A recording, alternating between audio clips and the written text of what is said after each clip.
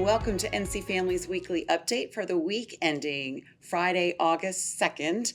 Where did July go? I mean, gosh. I'm Sharon Sullivan. I'm here with Jerry Royal, and we want to welcome you. We're going to fill you in on what happened the past week.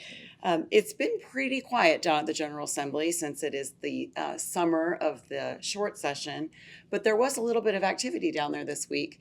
The Senate held a skeletal session, meaning they had no votes, but the House members did come in on Wednesday. Jerry, would you tell us what happened in session? Yeah, the primary focus was to override 3 of Governor Cooper's vetoes. They're on these are bills that we don't necessarily follow closely, but we are always watching everything that goes through. One of them was about off-road vehicles. Another one is about digital currency.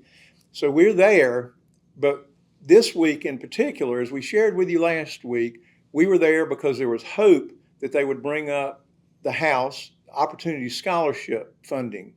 There was a rally there on Wednesday where there were families, groups supportive of educational freedom were there as well.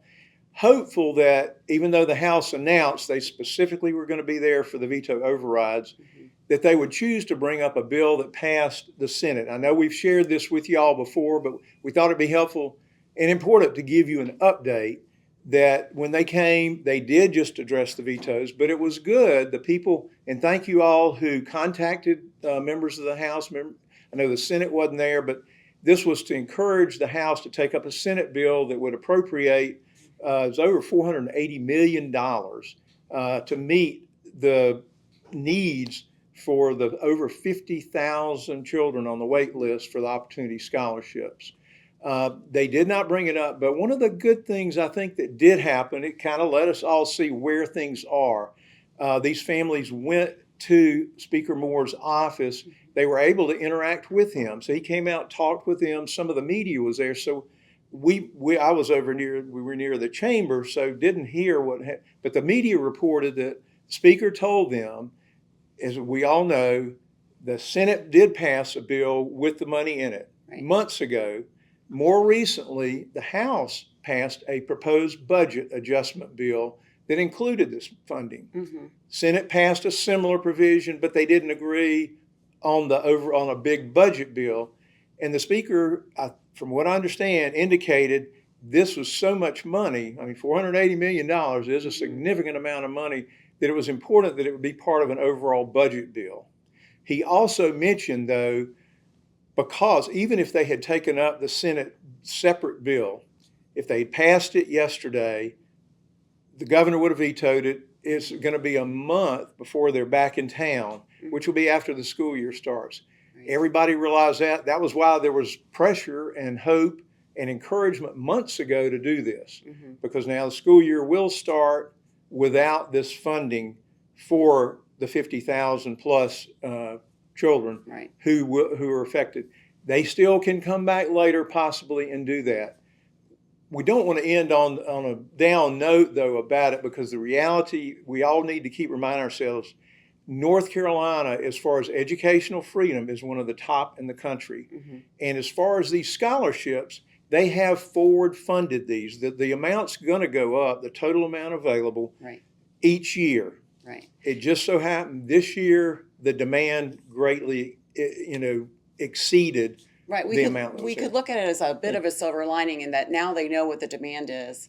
They can make the adjustments moving forward. It is, of course, really disappointing for those families and schools that were waiting on this to be able to plan. But we also know that God is in control. He knows what is going on with every single family, what everybody's needs are, and we just need to keep looking to Him to give us what we need and trust that He will.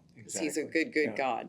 In addition to that, though, outside of the General Assembly campus, the legislative campus, there was also news regarding the North Carolina abortion laws. Judge Eagles made another ruling late last week that we want to discuss with you. And if you are confused about all the cases regarding our abortion laws, you're not alone. It is very difficult to follow, and there's typically a lot of vocabulary in these rulings that make it hard for an everyday citizen to understand what's going on. So, Jerry, if you wouldn't mind, if you could tell us what is going on with these laws. And what I'm going to do is to say, give you kind of an update about where the challenges are. North Carolina, of course, last year passed a pro-life law that was very strong in many ways. It wasn't as protective as we had hoped. With 12 weeks, really, we wanted conception to be where protection started. Right. But there were a lot of other provisions that restricted abortion. And so those were immediately challenged in the courts. And Judge Eagles is a federal district court judge.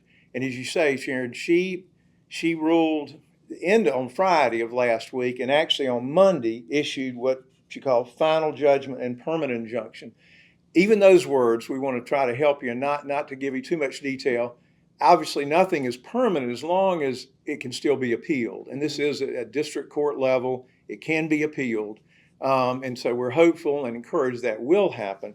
But as of this moment, what's happened, there were two provisions in the bill last year. One of them, Sharon, you could kind of describe as far as what it was requiring as far as a diagnosis about ectopic pregnancy. Yes, sure. So part of the initial law was that a doctor would have to perform an ultrasound to verify the location and date of the pregnancy, age of the pregnancy, making sure that it was less than 10 weeks, and also that it was located in the uterus.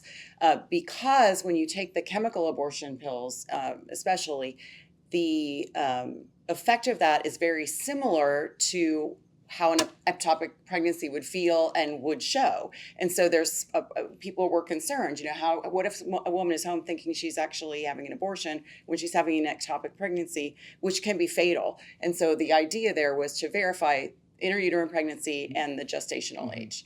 So on that particular part of the law, and that's where I want to read to you because it can be confusing language, but it's most accurate if I read what the judge says. I'm trying not to make it too long, just a little short part here. It said the provision requiring providers to document the existence or probable existence of an intrauterine pregnancy before medical abortion is unconstitutionally vague. And she didn't rule that it was unconstitutional because there wasn't a rational basis for it. She did point out the arguments from both sides, whether it was important for this to be a provision in law. But she said the requirement does not give medical providers sufficient notice of the required conduct, does not include sufficient standards to prevent arbitrary and discriminatory enforcement. Therefore, the statute violates plaintiffs' due process rights. So, it's interesting because it's a lot. And this is the importance. I guess we talked about whether to share this with y'all, but hopefully this is important civics lesson to know legislatures pass laws, courts apply the laws, and they can look at whether the law is unconstitutional. And that's important, but it's important that that test be properly applied. Well, so in that case, she said this was too vague, the wording of it. But then there was another part that required surgical abortions after 12 weeks in pregnancy be performed in a hospital. And in that case, she said that does not violate the plaintiff's constitutional rights to equal protection or due process. And she mentioned that both sides had made arguments about whether it was important for these procedures to happen in a hospital. And she really was kind of leaning towards, it sounded like striking that provision, but she said, but since the Supreme Court decision in Dobbs, there is no fundamental right to abortion. And the General Assembly need only offer rational speculation for its legislative decisions regulating abortion. Well, a quick note, and hopefully important one for you to hear. When the court looks at constitutionality, this is an important part of what Dobbs did. Before, people said, it's a fundamental right. It's a constitutional right that people have for abortion. Well, when the courts recognized, no, that decision of Roe versus Wade was wrongly decided, it's not a fundamental right, then the test is, did the legislature have a rational basis for this test, for this law to be passed? And she's recognizing there is a rational basis in the minds of some, not necessarily hers, that this requirement that abortions after 12 weeks be in a hospital. All that to say, this is kind of where that law, our North Carolina law, is challenged. It's still being challenged about the requirements related to the abortion pill. And she actually ruled on that last year. So all these things are ongoing. They're being appealed. But we wanted to kind of give you an update about where North Carolina, thankfully, does still have some strong provisions.